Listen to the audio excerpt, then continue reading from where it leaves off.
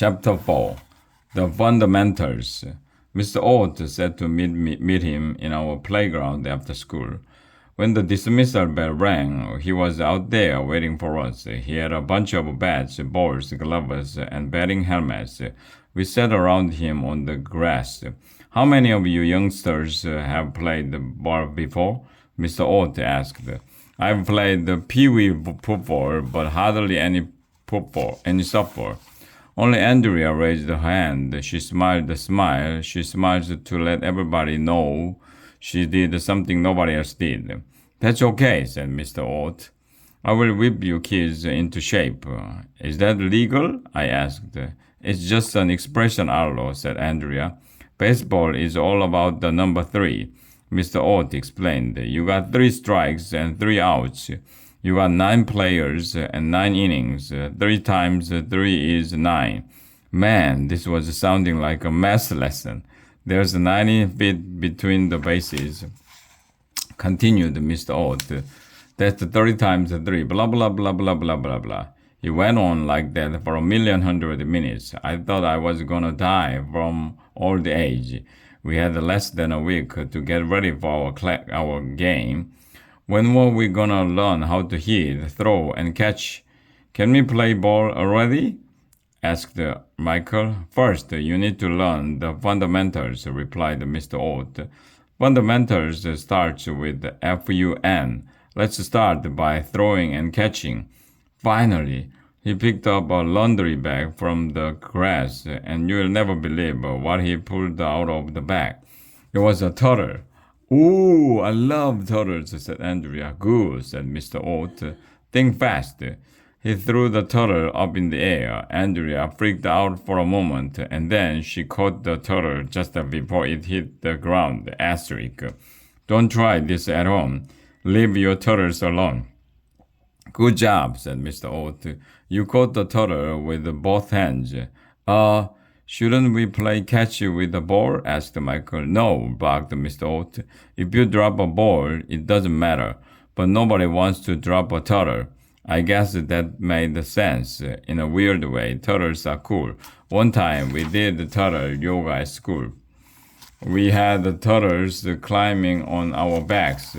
You can read about it in a book called Miss Jojo is a Yo-Yo. Mr. Oat told us to pair up so we could toss the turtles back and forth. My turtle tossing partner was Neil. Don't let your turtle hit the ground, Mr. Oat shouted as he watched us toss the turtles. If you can catch a turtle, you can catch a ball. Andrea was the best turtle tosser. Of course, but we were all pretty good because nobody wanted the turtles to hit the ground and get hurt. Mr. Oat said it was time for us to work on hitting. Everybody grab a bat. He said, we all picked up bats. Okay, put the knob end of the bat on your toe, said Mr. Oat, and see if you can balance the bat on your foot. What? I tried to balance the bat on my foot. It was hard. The bat kept falling off. What does this have to do with hitting a ball? Asked Alexia. You need to have good balance to be a good hitter, said Mr. Oat. We balanced the bats on our feet for 1,100,000 minutes. After a while, I got the hang of it. Andrea was the best bat balancer. Of course, she could even balance a bat on her nose. Now you are getting it, shouted Mr. Oat. He went to his car and took a weird-looking machine out of the trunk. He dragged it over to the field. What's that? Asked Neil. This is Robbie Robothrow, said Mr. Oat. He's a mechanical pitcher. He set up Robbie Robothrow and loaded it with softballs. Then he turned it on. Robbie made some weird noises. Then a bunch of wheels spun around, and Robbie threw a softball right over the plate. It was cool. Who wants to hit first? Asked Mr. Oat. Me, we all shouted. Well, everybody shouted, me, except Emily. I'm afraid, she said. I don't want to get hit by the ball. The ball should be afraid of getting hit by you, said Mr. Oat. There's nothing to be worried about. Robbie only throws strikes. Go ahead, get into the batter's box, young lady. Emily picked up a bat and stepped into the batter's box. Mr. Oat turned on Robbie Robothrow. Keep your eyes on the ball, he shouted. Won't they hurt? I asked, but nobody laughed. Robbie threw a ball. Emily swung and missed. You are a little late, Mr. Oat said. Try again. I will slow it down.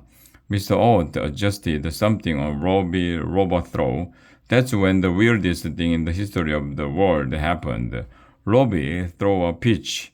Well, that's not the weird part. Robbie is supposed to throw pitches, but then it threw another one and another one and another one. Softballs were flying at Emily, one after the other. Some of them went over the plate, some of them went over Emily's head, or behind her, or right at her. Watch out, Emily shouted Andrea. Help, Emily shouted as she dropped the bat and covered her head with her arms. Robbie's out of control, shouted Michael. Turn it off, shouted Ryan. Do something, Mr. Oat, shouted Alexia. I'm trying, shouted Mr. Oat. Robbie Robothrow was shooting at softballs at Emily, rapid fire. Everybody was yelling and screaming and hooting and hollering and freaking out. Finally, Robbie Robothrow ran out of softballs. We all rushed over to Emily. She was crying and she had a bruise on her arm, but it looked like she was going to be okay. Rub some dirt on it, said Mr. Oat. You'll be fine. Why do they call it softball? Emily whimpered as we helped her up. The ball isn't soft.